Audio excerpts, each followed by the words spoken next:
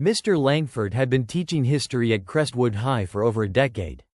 His voice was calm, precise, and somehow hypnotic. Students remembered every word he said, but they didn't notice what he didn't say. One stormy evening, Claire stayed late to finish a history project. The halls were empty, echoing only with the patter of rain against the windows. She heard faint shuffling from the second-floor classrooms. Curiosity and a hint of dread pushed her forward. The history lab door was slightly ajar. She peered inside and froze. Mr. Langford stood over a student lying motionless on the floor, eyes wide open, frozen in terror. A knife glinted in his hand, catching the flickering fluorescent lights. His movements were calm, deliberate, almost ritualistic. "Claire," he said softly, turning his head.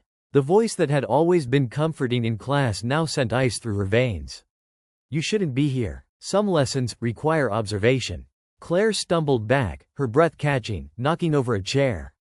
Mr. Langford's smile widened. He stepped closer, slow, measured, as if the storm outside didn't exist. Panicked, she bolted down the hallway, but the doors seemed to vanish. The lights flickered, shadows stretching impossibly long. Every classroom she passed was empty, except for the faint whispers, the echoes of screams she couldn't quite place. Finally, she found an emergency exit and threw it open, lunging into the rain-soaked courtyard. The storm swallowed her, but when she looked back, the school loomed silent, dark, normal. No one else was there. No one remembered the student lying in the history lab. From that night on, students whispered about Mr. Langford. How he stayed after hours, how his classroom smelled faintly of iron and dust, and how the faint echo of someone screaming could be heard behind the locked doors.